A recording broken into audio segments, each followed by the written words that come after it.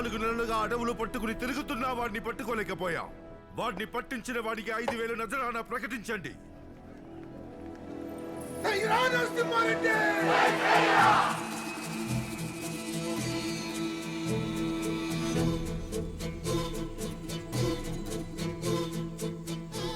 యాడుండాడో నాకు తెలుసు. ఎంతిస్తావు?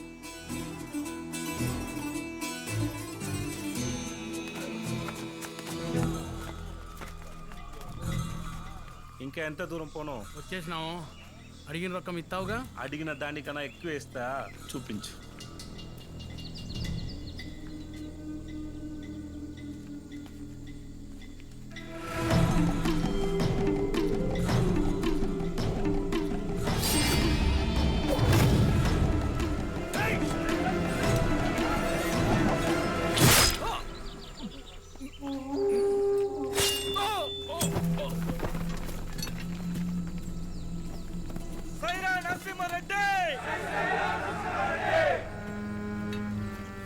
నేను నీకోసం వచ్చాను.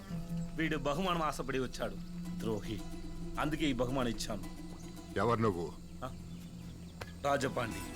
ఎక్కడి నుంచి వచ్చావు? వీరధ్వానికి పేరు పెట్ట తమిళ భూమి మీద వచ్చా. ఏం పని మీద వచ్చావు? నువ్వు 6 మాసాల నుండి బ్రిటిష్ వాడి మీద యుద్ధం చేస్తున్నావు కదా, உங்களுக்கு సాయం చేయాలని వచ్చా. నన్ను కలుపుకో. రాముడికి లక్ష్మణుడు మాదిరి నీకు కూడా ఉంటాను. అది విజయమో వీర మరణము. నువ్వు అరవోడివి, మేము తెలుగులం. ఎలా కుదురుద్ది? అందరికీ అమ్మ ఒకటేగా, ఇదిగో అన్నలాగా అన్నీ కుదిరితే. అర్థమైందా? నరసింహారెడ్డి గురించి నీకెలా తెలుసు? అన్న గురించి ఇంకా తమిళనాడులో అందరికీ తెలుసు. అక్కడ మీరు ఏ ఊరికి వెళ్ళినా సరే అన్న పాటలు వినపడతాయి.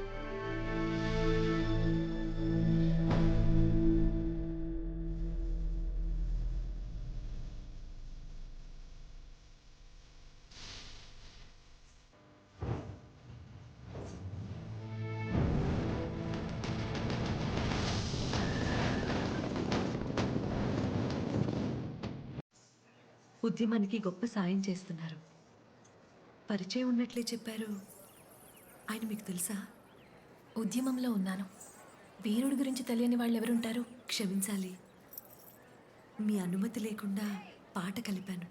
పాట కలిపితే సరిపోదు, యుద్ధానికి వీరుణ్ణి పంపించు. నేను నాయకుణ్ణి పంపించాను.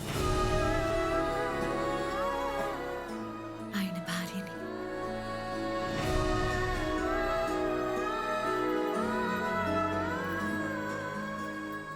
అంటే ఆయన మీతో పోరాటానికి నేను అడ్డనిపించింది.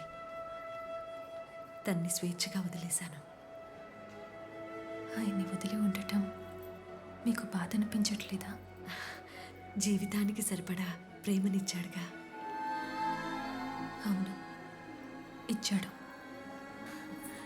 ఇటువు. కొడుక? అవును. ఒక్కసారి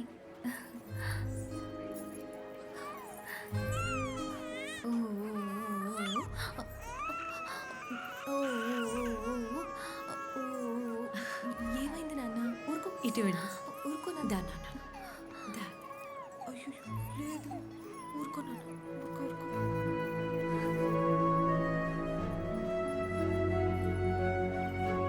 ఎవరికేమి ఇవ్వాలో భగవంతుడికి బాగా తెలుసు. మీకు సంసార బాధ్యతనిచ్చాడు, నాకు ఉద్యమాన్ని చాటే బాధ్యతనిచ్చాడు. వస్తాను.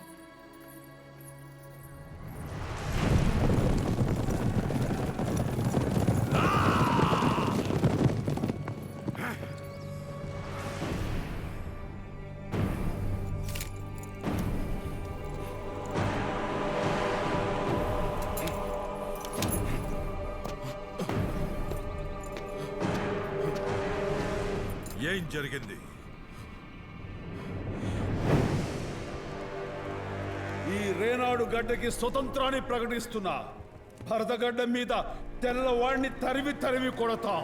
వెళ్ళి లండన్కి వినిపించేలా చెప్పు, ఈ రేనాడుకు నేనే రాజుని. నా గడ్డ మీద కాలు మోపాలంటే ముందు నాకు శిస్తు కట్టాలని చెప్పు. మీరు పోరాడుతుంది బానిసలతో కాదు, స్వతంత్ర భారతీయులతో. వాడి గురించి లండన్ కి తెలిసేలోపు మనం వాడిని ఆపాలి. ఏం చెయ్యబోతున్నాం?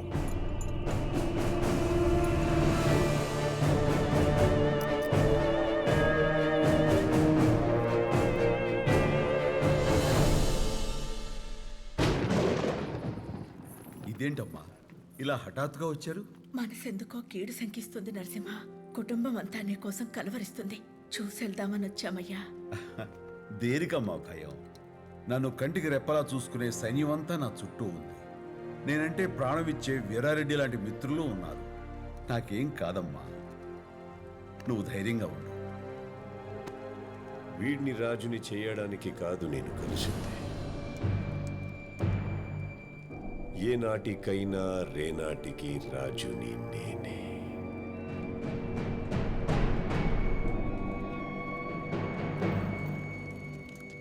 ఒక రాజు చచ్చిపోయాడనుకున్నాను. ఇప్పుడు నిజమైన రాజులా కనిపిస్తున్నావు. నాతో చేకలుపు, ఇద్దరం రాజులవుతాం. ఎలా? నరసింహారెడ్డిని కుటుంబంతో సహా చంపేయాలి. చంపేస్తే కోక్రేన్ రాసిచ్చిన ఒప్పంద పత్రం. అతను చెప్పినట్టు అందరినీ చంపితే లేనాడు 2 ముక్కలవుతుంది. ఉత్తరానికి నేను, దక్షిణానికి నువ్వు రాజువి. మనిద్దరి వల్ల అవుతుందా? ఇలాంటి వాళ్ళు సైన్యంలో ఇంకా చాలా మంది ఉన్నారు. నీలాంటి బలం కోసమే ఆగాను. ఇప్పుడు చేద్దాం. ఈ రాత్రికే అదంతా జరిగిపోవాలి బషీరెడ్డి. ఈ రాత్రికే. అర్ధరాత్రి అందరూ నిద్రపోయాక కోట ద్వారాన్ని నేను తెరుస్తాను. నా మనుషులు లోపలికొస్తారు. నరసింహారెడ్డి చివరి పడుసాల్లో పడుకుంటాడు. నివాస మందిరాల్లో అందరూ పడుకున్నాక లోపల ద్వారం నేను తెరుస్తా. ముందు వాడికి కాపు కాసే రాజపాటి తూర్పు గదిలో ఉంటాడు. వాడిని నేను నరుకుతా.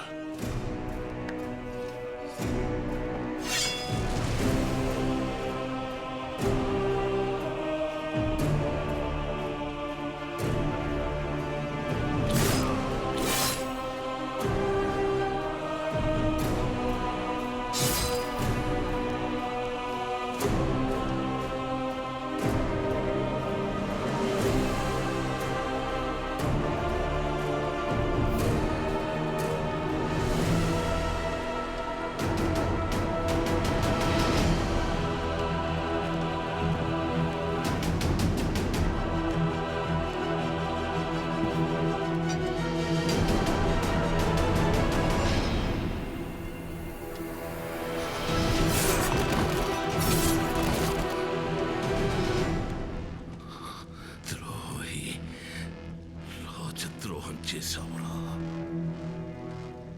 నా రాజుకి నేనెప్పుడు ద్రోహం చెయ్యనురా.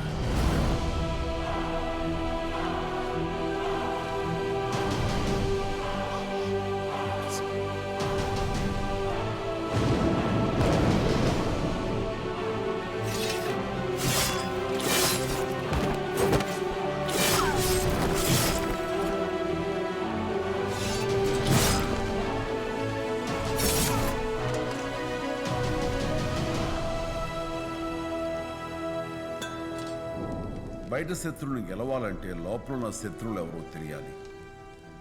నీ ద్రోహం వల్ల సైన్యంలో మిత్రుల్ని కోల్పోయావు. అప్పుడే నిన్ను చంపేసి ఉండాల్సింది. కానీ నీ వెనుకున్న వాళ్ళందరినీ బయటికి లాగటానికి ఇది నేను ఆడిన ఆట. ముగించండి.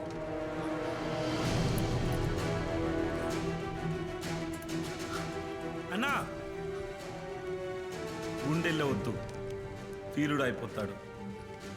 ప్రమాణం చేసి మాట తప్పాడు కదా, అన్నగారికి గొంతులో దించండి.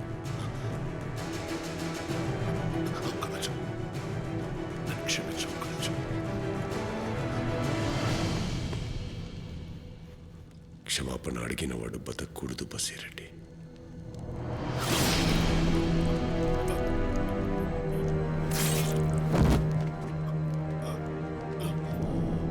సభాష్ నరసింహ, నాయకుడు అనిపించుకున్నావు. ప్రతి ఒక్కడిని వెలికి తీసి మరీ వేటాడావు. ఇంకొక్కడు మిగులున్నాడు వీరారెడ్డి.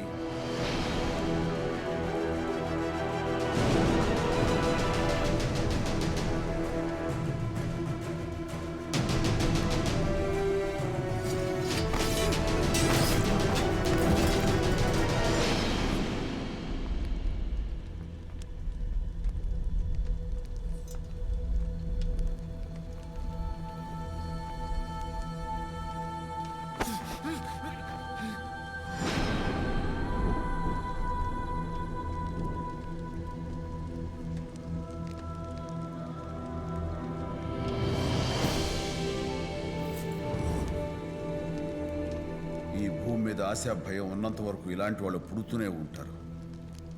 వీడిని అక్కడే చంపేద్దాం అనుకున్నాను, కానీ నువ్వు గుర్తొచ్చి ఆగిపోయాను. ఏ శిక్ష విధిస్తావు నీ ఇష్టం.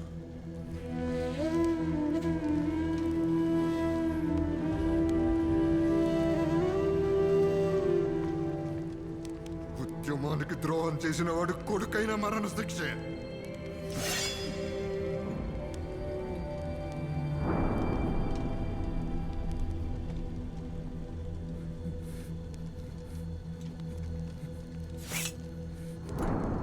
నీ వల్ల కాదు, నాకు వదిలే.